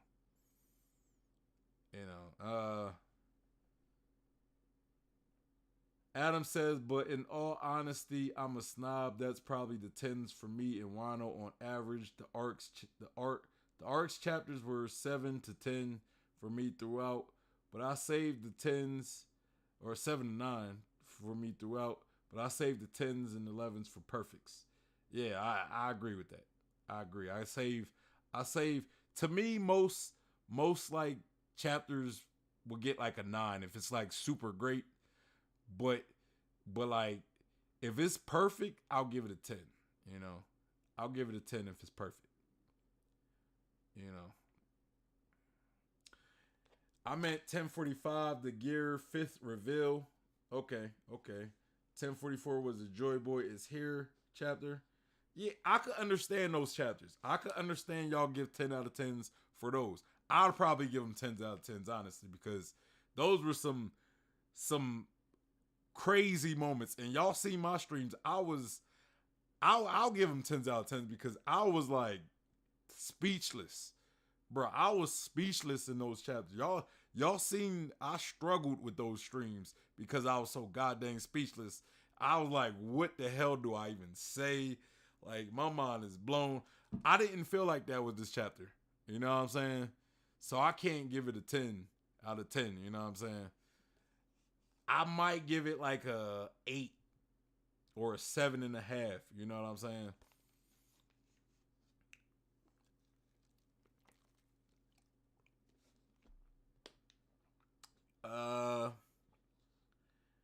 Angel said 957 Warlord chapter, I think. I might, bro. Yo, that Warlord chapter, I don't remember the Warlord chapter that much, but that episode where we see like the Warlords, where like the world guard, it was that Reverie episode where they pretty much abolished the Warlord system, and then the Warlords pretty much got to prepare for war. Bro, that episode is a 10 out of 10 right there. That, bro, come on now. Come on, bro. Yeah, that episode was a 10 out of 10 for me. You know what I'm saying? Bro, that animation was, bro, if y'all didn't watch that episode where they pretty much abolished the Warlord system, Go back and watch it. That was heat. Bro, that had me hype at least. But I guess because Mihawk was in it, so that you throw Mihawk in a chapter or arc, or you throw Mihawk into a chapter or episode, it's better off rip. It's better off rip. You throw Mihawk, you throw Kizaru, you throw Garp. It's better. It's a even Shanks. If you throw Shanks in there, that the chapter or the episode is like 10 times better. You know what I mean?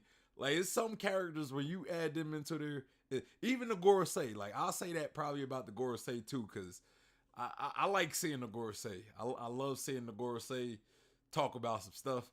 Or Eam. Bro, the chapters with Eam, bro. Yo, I'm telling y'all, we're going. Matter of fact, I don't want to talk too much about chapters though, because I think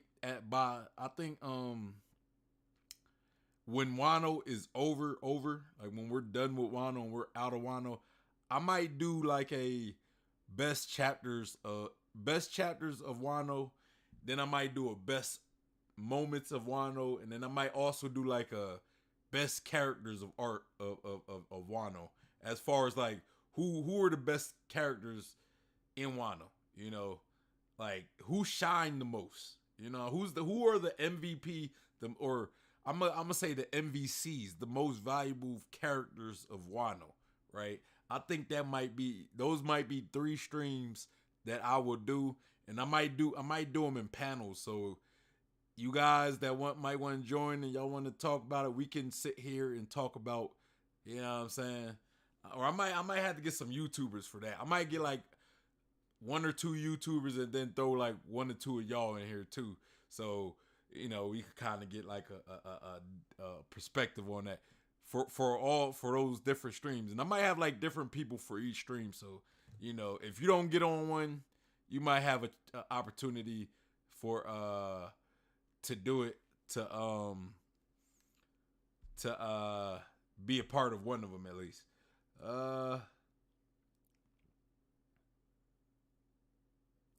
Adam says, my bad. I think 966 was the Roger, Whitebeard, etc. bounties reveal. Although now I'm thinking it's a different chapter. My memory is shot. Yeah, I don't know. I'm the wrong person to ask about what chapters what happened to what chapters. I'm the wrong person to ask. I'm not a good reference for anything. I would say that.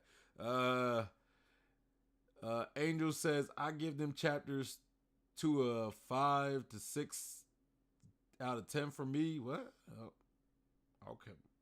I mean, all right, I guess. The Kaido defeat and Momo becoming Shogun. When you say 5 to 6, are you talking about? Okay. I see what you're saying. My bad. I thought you was talking about the Whitebeard and Roger bounty reveals. I thought that's what you were saying. I was like, 5 out of 6, that low? Wow. But I guess you're talking about Kaido's defeat. Yeah. Party Man said Luffy is now One Punch Man in Gear 5th. I don't want to say that now. I mean, he couldn't one punch Kaido. You know, he did a couple punches before he was able to one punch you. Angel said that episode was fire. It was that Warlord episode, bruh. I think, did they do the bounty reveals in that episode? I think they also did the bounty reveals. I think. I could be wrong. Party Man said, didn't Gorosei need the warlords? Why abolish them? Well, at one point they did, but with the SSG, well, the Reverie, that was a topic at the Reverie. And the Reverie, they voted to abolish the warlord system, right? That's what happened. And the reason why they were, the world government in general, were more accepting to abolishing the warlord system, you know, was because of the SSG, whatever the SSG is, via Vegapunk. That's why they pretty much abolished it, because they have something where they feel as though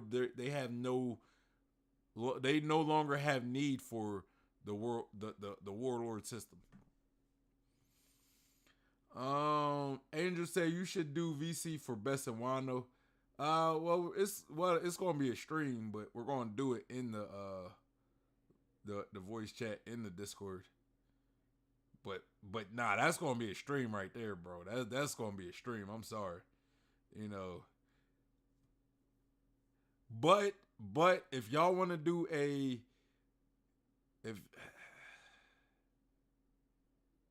what y'all can do a VC in it, right?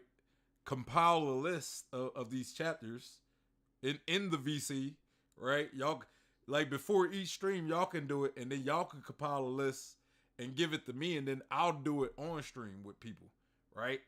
So it'd be like, hey, I'll have a list to work with, you know what I'm saying, of something y'all gave me, and I can also kind of go through it and see if I feel as though what y'all came up with is legit. And then, yeah, y'all could do that, but I want to do it. I want to actually do a stream of these topics because I believe they will make for good streams.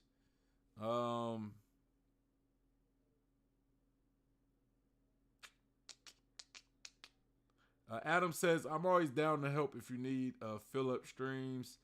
That first, see, Adam, man, you kind of, when I do streams with Adam, I gotta do a stream like solo with you, man, or at least with like two, like no more than you and somebody else, cause you be getting down in them discussions, boy.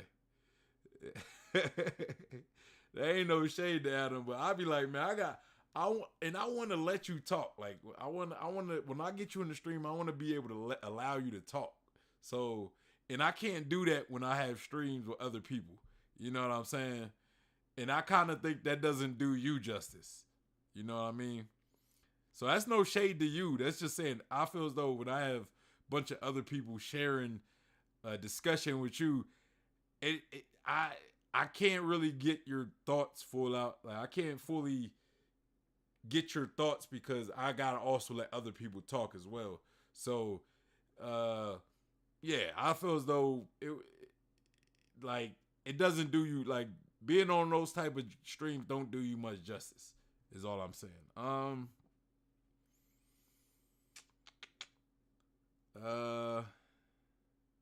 Where am I at?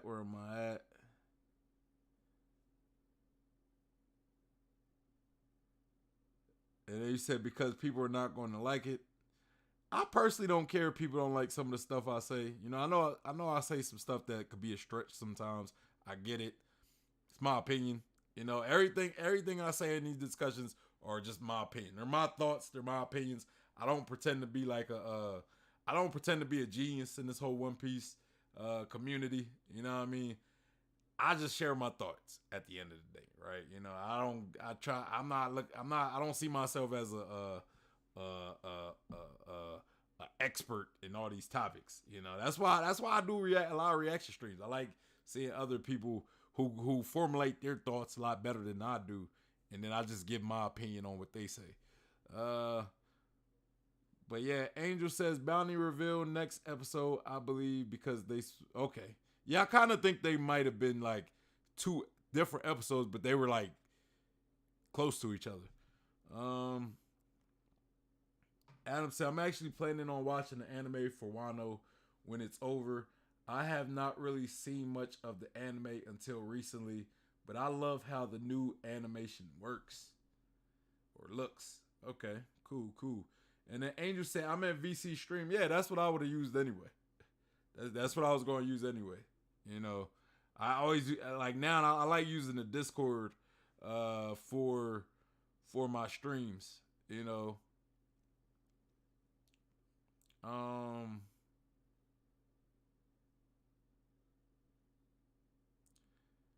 Angel said another thing is some people don't give One Piece chapter below a 7 because it's Oda.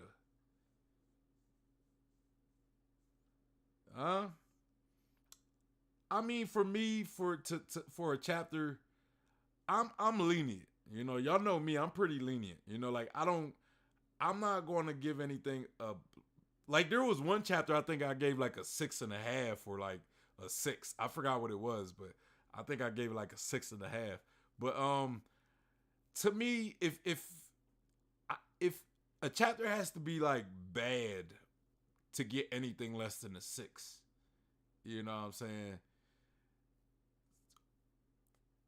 So for me, the average I'll give is if it's just a decent chapter, if it's just like a decent chapter, I'll probably give it like a 7, right? If it's a decent chapter, but there's something I don't like about it, something that just kind of rubs me the wrong way, I'll probably give it a 6 or a 6.5. If it's a bad chapter, I'll give it less than a 6. You know what I'm saying? But that's just me, right? You know, like I don't even like rating. I don't like ratings. I just, you know, because I don't have like a criteria of rating. You know what I'm saying? I don't have a criteria of rating, and I feel as though in order to give like numbers, there has to be like a certain criteria to have, like, you know, like, is it missing this? I deduct a point. Is it missing this? I deduct a point. You know, I just look at it. Was it a good chapter? Was it a decent chapter? Or was it a bad chapter? You know, I kind of rather look at it like that. It's more straightforward, you know,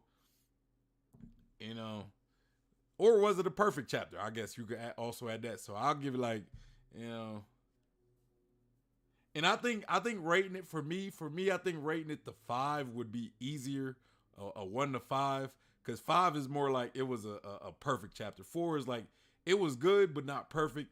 3 is just mid. 3 is just like mid. 2 is like it's not great, you know, it's not great. And then 1 is like, oh, this is just the worst anybody can make a chapter.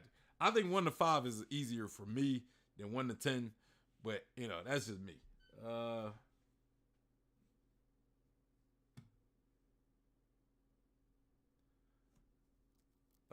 Adam says, I thought you were asking for people to volunteer, LOL, but I'm always afraid to turn people off and talk too much, even on here.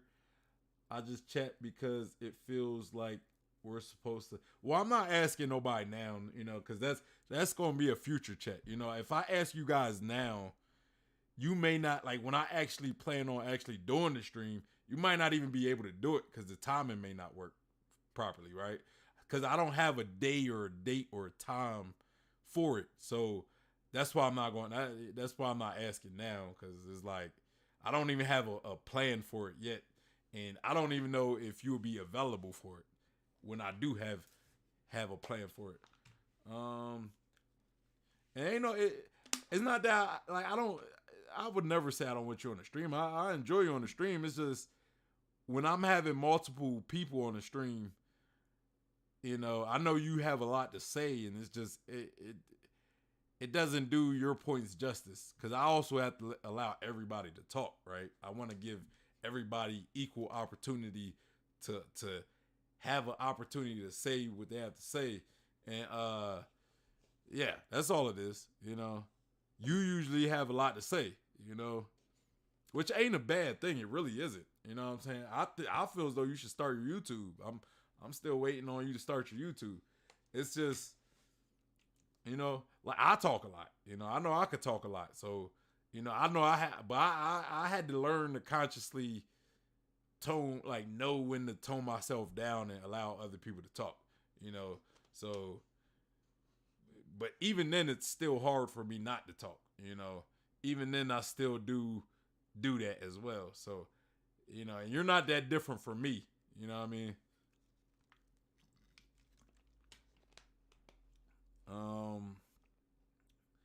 Angel says 5 or 6 don't make it bad for me. It didn't really feel anything. I get it. It's just too many numbers to really like.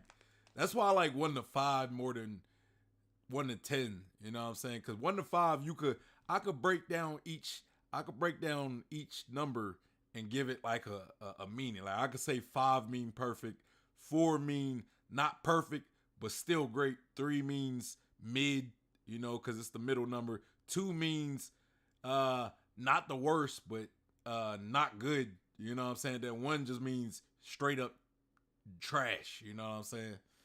It's a lot easier, you know what I mean?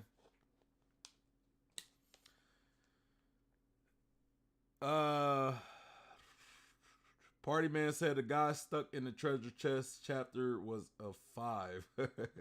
Gaimon, I think that's his name. Gaimon. Adam says, I never rate either, but when I do, I like the Yu Yu Hakusho system, the S, A, B, C, D, F tier. Letters work fine as well. I think letters probably work better, you know. But when you look at letters, right, you got S, A, B, C, D, F. You got 6 letters, you know what I'm saying? So you could just have numbers. You could just do 1, 2, 3, 4, 5, 6, or just take one of those numbers and do up to 5, you know. I think that works just as well. But yeah, hey, so let me ask you guys something. Is this the last chapter we get, and then are we going on a month's hiatus? Is that the case? Because I thought we still had like a couple more chapters. You know, I thought we wasn't going on hiatus until after we left Wano. I thought that's how it was. Oh, no. Well, we got a chapter in 5 days. According to Shonen Jump, we got a chapter in 5 days. So I guess we're not going on a hiatus yet, which is good. Because when I do those streams, those best moments of Wano and best chapters of Wano, I want to make sure that I want to be out of Wano. Because I don't want to do it and then we get another couple chapters of Wano. And then we get like one of the greatest chapters ever of Wano, and then I can't include it. I left it out of the discussion, so you know, I want to do it after we're fully done Wano. But I might do it whenever we go on the break. I think convenient wise that would probably be the easiest. You know what I'm saying?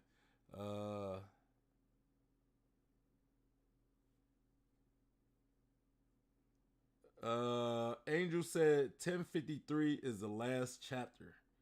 Okay, so we're coming up on the last chapter now, I guess. Adam says, I think we have 1 chapter and then hiatus for a month. All right. And that's cool. I'm not mad at it. So we could do this last chapter, and then on a hiatus week, we can, you know, we'll start doing, you know, we'll start doing some stuff. We're gonna flip this channel around. It's gonna probably go through a whole revamp, right? Yeah, but hey, that's pretty much the video, guys. I don't really have nothing else to add to the video. I think we pretty much kind of talked a lot about, you know, topics. We talked a lot about the chapter, so I don't think there's really much to add to it. I'm sorry, guys, I didn't stream yesterday. I was supposed to do this stream yesterday, but my internet was acting weird, you know. So, you know, and I was also I didn't have the best energy yesterday. So I'm glad my internet did what it did yesterday, and I wasn't feeling up to it like I was yesterday. It was just perfect timing. So I just didn't stream. It worked out at the end of the day. So yeah, I won't be streaming tomorrow. We will come back for Thursday. I'm just trying to pretty much knock out all the videos you guys send me, or the backload of videos you guys sent me that I haven't done yet. There's one video in there that one of you guys sent me. It was about chapter 1049. It was about Vegapunk. I'm not going to do that. I'm not going to do that because I'm not going to do that video. I know one of you guys sent it to me, but the reason why I'm not going to do that video is because it's centered around chapter 1049, and that chapter was such a, like, we talked about that chapter a couple weeks ago, and I don't want to have to rehash that. Even though there's something in it about Vegapunk that could be fresh, I just don't want to react to a chapter centered around an old chapter that, you know what I'm saying? So I'm sorry, I'm not going to do that video. I'll still watch the video, and we could talk. Whoever sent it to me, I could talk to you about it. But yeah, you know, I'm gonna still do the other videos though. But anyway, y'all, that's Angel said great stream. Appreciate that. Shout out to you guys. Shout out to Angel for being part of the stream. Shout out to Pogi Biscuit. Shout out to Adam. Shout out to Party Man. And yeah, I appreciate you guys, man. I appreciate you guys for stopping through and chatting with your boy. It's always appreciated. We'll be back same time Thursday. I don't know what I'm gonna be reacting to yet exactly, but yeah. Tomorrow for all my people in the Discord, for all you guys in the Discord, I might be down to do a voice chat if y'all want to do a voice chat. You know, I know you guys like doing voice chats, so we can do a voice chat. I'll be open to doing the voice chat. Yeah. I don't know when just yet, but you know, we could talk about it in the Discord and we could figure out a time. Anyway, y'all, that's pretty much it for the stream. Make sure you guys hit that like button.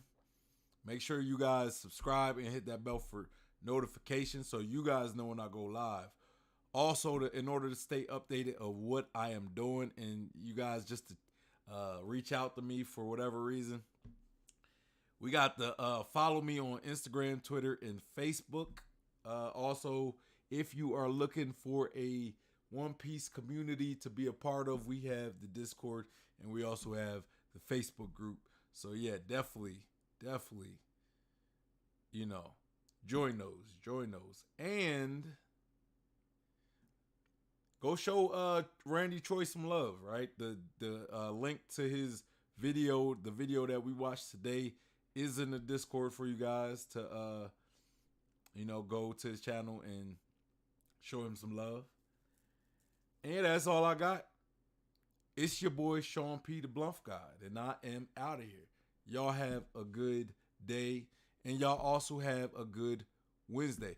Join the Discord if you want to voice chat tomorrow. If you want to voice chat with me and tell me how much you dislike my take. It's welcome.